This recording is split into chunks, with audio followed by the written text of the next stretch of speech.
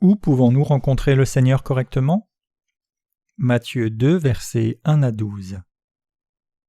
Jésus étant né à Bethléem en Judée, au temps du roi Hérode, voici des mages d'Orient arrivèrent à Jérusalem et dirent : Où est le roi des Juifs qui vient de naître? Car nous avons vu son étoile en Orient, et nous sommes venus pour l'adorer. Le roi Hérode, ayant appris cela, fut troublé et tout Jérusalem avec lui. Il assembla tous les principaux sacrificateurs et les scribes du peuple, et il s'informa auprès d'eux où devait naître le Christ.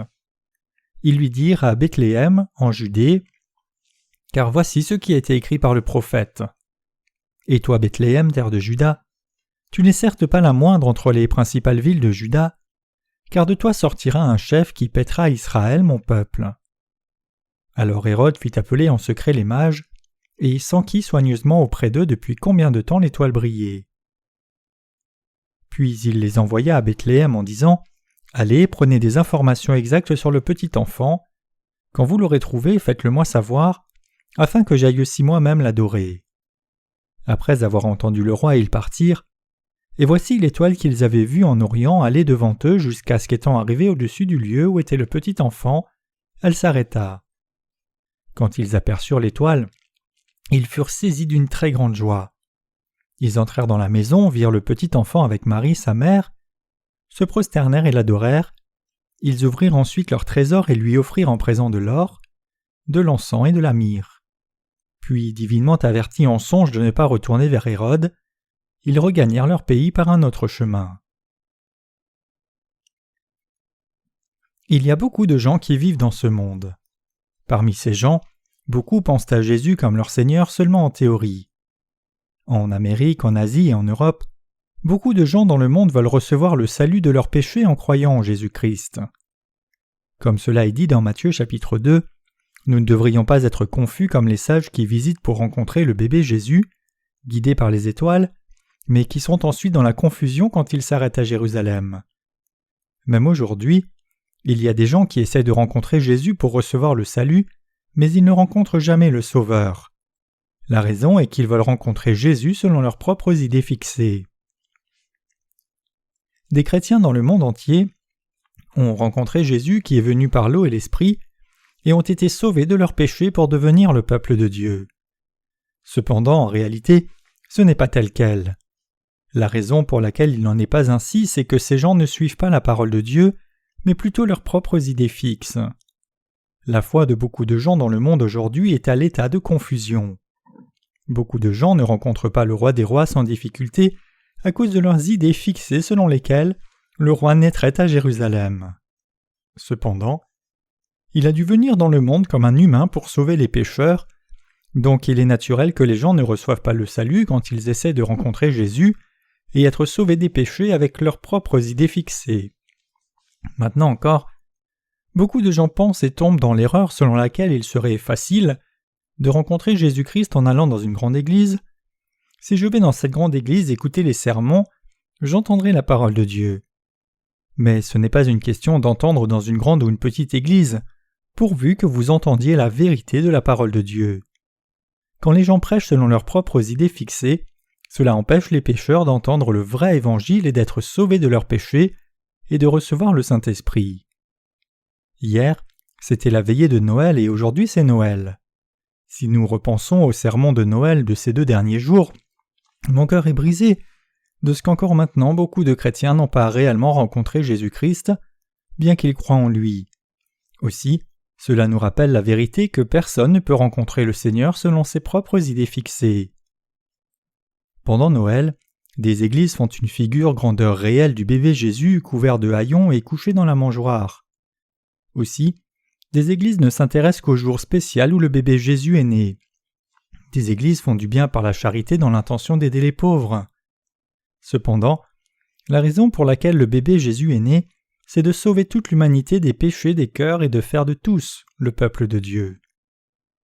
La Bible nous dit que les sages ont fait face à des difficultés parce qu'ils suivaient leurs propres idées fixées. Et cela causa la mort de beaucoup de petits-enfants. Bien que l'endroit où Jésus-Christ devait naître était la région de Bethléem comme prophétisé par les prophètes, ils pensaient qu'il naîtrait à Jérusalem à cause de leurs propres idées, et le résultat fut le chaos et la mort de beaucoup d'enfants. Maintenant même, parce que des gens croient en Jésus-Christ comme leur sauveur selon leurs propres idées fixées de la chair, ils ne peuvent rencontrer Jésus qui est venu par l'eau et l'Esprit. Les gens ont besoin de savoir qu'ils ne peuvent rencontrer Jésus-Christ correctement, lui qui est le roi de vérité, à cause de leurs idées fixées. Beaucoup de chrétiens aujourd'hui pensent qu'ils peuvent être guéris de leur maladie et devenir riches en croyant en Jésus. Mais ce ne sont que leurs idées fixées. Quand une personne croit en Jésus avec des motivations charnelles, elle ne peut recevoir le salut ni le Saint-Esprit. Les gens ne reçoivent pas le Saint-Esprit parce qu'ils croient en Jésus comme le Sauveur, selon leurs propres idées fixées. Beaucoup de gens sont satisfaits de louer dans une grande église, écoutant les orgues et une chorale à 4 voix. Cependant, nous devons accepter que la croyance selon laquelle nous rencontrons Dieu si nous le louons dans une grande église est fausse et vient de nos idées inutiles et mondaines. Donc, nous devons reconnaître que nous pouvons rencontrer Jésus-Christ qui a amené l'évangile de l'eau et de l'esprit selon des idées humaines. Ce qui est vraiment lamentable, c'est que dans le monde, les gens se réjouissent de la naissance de Jésus-Christ seulement dans des plaisirs mondains, sans connaître l'évangile de l'eau et de l'esprit. Quand nous visitons des campus, nous voyons des jeunes étudiants chantant et louant Dieu avec des guitares. La scène de louange est belle. Cependant, plus vous écoutez leurs louanges et plus vous pouvez sentir la soif de leur âme. Vous pouvez sentir que leurs âmes sont assoiffées parce que, bien qu'ils louent Dieu de leurs lèvres, ils n'ont pas rencontré le Dieu de la vérité même s'ils l'ont voulu. Cependant, leur désir de rencontrer le Seigneur sans l'évangile de l'eau et de l'esprit n'est rien qu'un désir. Bien qu'ils disent croire en Dieu, ils cherchent Dieu comme des pécheurs car ils n'ont pas trouvé l'évangile de l'eau et de l'esprit. Cela signifie que les pécheurs qui ne sont pas nés de nouveau dans les églises chrétiennes chantent des chants pleins de soif de rencontrer Dieu. Cependant, les gens qui croient dans l'évangile de l'eau et de l'esprit donnent des louanges pleines de reconnaissance car ils ont rencontré le Seigneur qui a effacé tous leurs péchés et les a sauvés.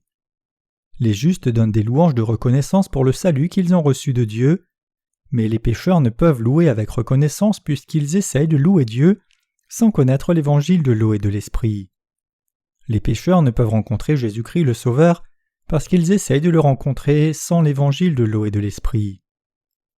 Quand nous regardons à l'état actuel des églises chrétiennes, nous ne pouvons qu'être d'accord avec les reproches du monde, disant que les églises chrétiennes sont comme des compagnies du monde. Cela signifie que les églises ne font pas leur devoir essentiel. Aujourd'hui, le but des églises chrétiennes est de budgéter leurs finances annuelles et de grossir le budget à la quête de Noël ou de la reconnaissance. Nous devons souligner le fait de répandre l'évangile de l'eau et de l'esprit, car l'Église de Dieu a la responsabilité de donner la vie au monde. Mais évidemment, beaucoup d'églises sont critiquées car leur but est de poursuivre des valeurs mondaines. Aussi, ils tuent des âmes qui ne devraient pas mourir par de faux évangiles. Ézéchiel 13, verset 19. Cependant, le problème c'est que les dirigeants des églises chrétiennes ne réalisent pas le sérieux de la corruption spirituelle dans leurs églises. Mes chers chrétiens, qu'arriva-t-il quand les sages ont cessé de suivre l'étoile et ont suivi leurs propres pensées? Il y a eu de la confusion. Les sages ont manqué de rencontrer Jésus sur le chemin d'abord, parce qu'ils ont suivi leurs pensées, puis ils s'en sont détournés et ont cherché Jésus selon la parole de Dieu, et ont fini par rencontrer Jésus le Sauveur. Dans la Bible, les sages ont pu rencontrer le bébé Jésus correctement parce qu'ils ont demandé aux scribes et aux prêtres et ont suivi les prophéties de la Bible pour se rendre à Bethléem. La raison pour laquelle les sages ont pu le rencontrer, c'est qu'ils ont suivi les paroles de Dieu qui étaient écrites. C'est comme rencontrer le vrai Sauveur spirituellement en connaissant l'évangile de l'eau et de l'esprit et en croyant. Les sages ne purent rencontrer Jésus tout en essayant tant qu'ils ignoraient les prophéties écrites de Dieu. Nous pouvons tous être pardonnés de nos péchés et donner à Jésus la vraie foi si nous nous tenons sur les paroles de Dieu et croyons dans l'évangile de l'eau et de l'esprit. Les sages ont présenté leur foi, 3 cadeaux. Nous devons savoir que quiconque est né de nouveau a la parole de foi qui croit dans l'évangile de l'eau et de l'esprit de Dieu. Nous devons savoir que nous pouvons rencontrer Jésus quand nous acceptons l'évangile de Dieu, celui de l'eau et de l'esprit dans nos cœurs. Nous devenons des sacrificateurs en esprit qui recevons Jésus dans nos cœurs et nous prions le Sauveur par la foi qui croit dans la parole écrite de Dieu. Nous avons rencontré Jésus, nous le louons, et nous recevons sa direction par l'évangile éternel de l'eau et de l'esprit. L'épisode des sages capables de rencontrer Jésus nous enseigne que c'était possible à cause de la foi qui croyait dans la parole écrite des prophéties. Ce qui est écrit en Matthieu 2,6, c'est l'accomplissement de la prophétie écrite dans l'Ancien Testament dans Michée 5, verset 2. Dieu avait promis par le prophète Michée que Jésus-Christ, qui est le roi des rois, naîtrait à Bethléem. Bethléem signifie la maison du pain, et c'était une petite ville en Israël. Cette ville était la ville natale de David. Comme Dieu avait promis à Juda, qui était l'un des 12 fils de Jacob dans le livre de la Genèse, que le trône continuerait par les descendants de Juda, cela arriva comme prophétisé. Donc, comme dit la prophétie que Dieu a donnée à Juda, notre Seigneur est né à Bethléem. Notre Seigneur est né dans ce monde dans un corps humain, comme le roi des rois. Comme Dieu l'a promis et prophétisé par les prophètes et comme c'était écrit, notre Seigneur est né dans une petite ville nommée Bethléem. Notre Seigneur nous montre comment il agit par sa parole écrite. Notre Seigneur nous dit la vérité, et il accomplit ses paroles comme il le dit. Donc, quand nous croyons et suivons Dieu, il est souvent nécessaire de laisser nos propres pensées. Comme il est possible de mal penser par nous-mêmes en suivant le Seigneur, nous devons laisser nos pensées et suivre avec la foi qui croit dans la parole écrite de Dieu. Les sages, conduits par l'étoile, arrivèrent finalement à Bethléem et rencontrèrent le bébé Jésus. Si nous voulons que tous rencontrent Jésus, nous devons répandre la parole écrite de Dieu. Nous ne pouvons rencontrer Jésus que si nous croyons et suivons la parole écrite de Dieu. Nous ne pouvons connaître et rencontrer Jésus comme Sauveur par nos propres idées, en dehors de la parole écrite de Dieu.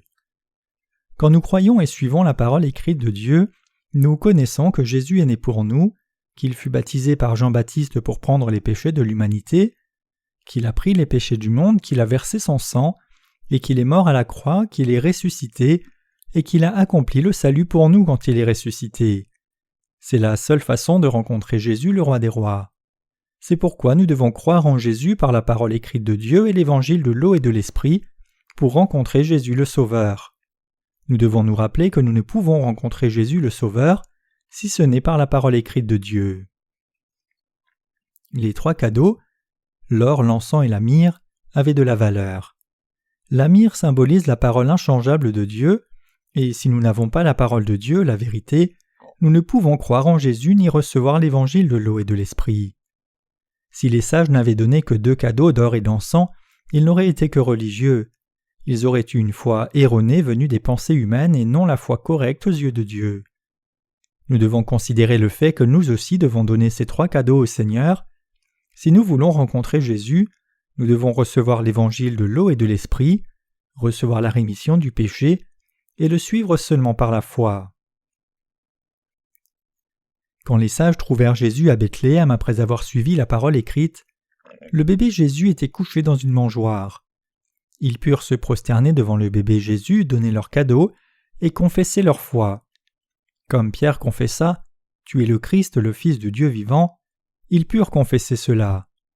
Si les sages ne dépendaient pas de la parole écrite mais de leurs pensées, ils auraient parcouru Jérusalem pour trouver Jésus et ils ne l'auraient pas rencontré. Cependant, quand ils sont venus à l'endroit dont parlait l'écrit, le bébé Jésus s'y trouvait. Ainsi, de nos jours, quiconque veut vraiment naître de nouveau doit suivre la parole écrite de Dieu et naître de nouveau en croyant dans l'évangile de l'eau et de l'esprit. Qui que ce soit, il faut croire dans la parole écrite de Dieu telle qu'elle est pour rencontrer Jésus aujourd'hui. Et nous devons nous débarrasser du genre de foi qui croit en nos pensées et retourner vers le Sauveur en croyant en Jésus qui nous a sauvés de tous nos péchés par la parole écrite et l'évangile de l'eau et de l'esprit. Tous les chrétiens du monde doivent connaître cet évangile de l'eau et de l'esprit et revenir à Dieu. C'est ainsi que nous rencontrons Jésus le Sauveur. C'est ainsi que nous pouvons naître de nouveau, recevoir le salut et devenir le peuple de Dieu. Nous devons retourner à la parole et rencontrer le Seigneur. C'est le seul moyen d'offrir notre foi juste à Dieu et d'être approuvés. Les gens dans ce monde qui n'ont pas encore rencontré Jésus-Christ doivent retourner à Dieu en croyant dans l'évangile de l'eau et de l'esprit. Nous devons retourner à la parole de Dieu et rencontrer Jésus-Christ en vérité. Quand nous croyons et suivons la parole écrite de Dieu telle qu'elle est, nous devenons des croyants à la foi correcte. Bien entendu, tous les gens du monde devraient revenir à l'évangile de l'eau et de l'esprit. Plutôt que de rechercher des dites dénominations orthodoxes ou de grands bâtiments d'église, nous devons recevoir l'évangile de l'eau et de l'esprit par sa parole écrite de Dieu en nous humiliant nous-mêmes. Bien que le monde entier sache que Jésus est venu, la majorité des gens n'ont pas rencontré Jésus-Christ comme leur sauveur. Ces gens attendent le Seigneur dans un palace mondain. Cependant, ils doivent aller à Bethléem. Quand ils vont dans une petite ville de Bethléem, ils peuvent y rencontrer Jésus. Ils ne peuvent le rencontrer nulle part ailleurs. Le bébé Jésus n'est absolument pas dans un palace. Chers chrétiens, me comprenez-vous? Le bébé Jésus ne vit absolument pas avec le roi Hérode. Nous devons aller à Bethléem pour rencontrer Jésus. Cela signifie que nous devons venir à la maison du pain, en d'autres termes l'église où la parole de Dieu demeure, pour rencontrer Jésus. Nous devons aller à l'église de Dieu pour trouver le pain, la nourriture, l'eau et les serviteurs. Donc, le Bethléem d'aujourd'hui, c'est l'église de ceux qui sont nés de nouveau. Chacun peut être clairement sauvé de tous ses péchés seulement par la foi dans le salut de Dieu, c'est-à-dire la vérité de l'évangile de l'eau et de l'esprit. Cependant, beaucoup de gens marchent encore dans la confusion, essayant de rencontrer Jésus par leurs propres idées tout comme des sages. Des gens le cherchent depuis 50 ans et d'autres le cherchent encore après 70 ans. Nous avons l'obligation d'interpeller ceux qui n'ont pas rencontré le bébé Jésus, le Sauveur, et leur livrer l'évangile de l'eau et de l'esprit, de sorte qu'ils puissent rencontrer Jésus, le Sauveur. Nous devons ouvrir nos yeux de la foi plus grand et voir plus largement. Nous sommes les sacrificateurs qui devons transmettre l'évangile de l'eau et de l'esprit à tous, dans tous les coins du monde.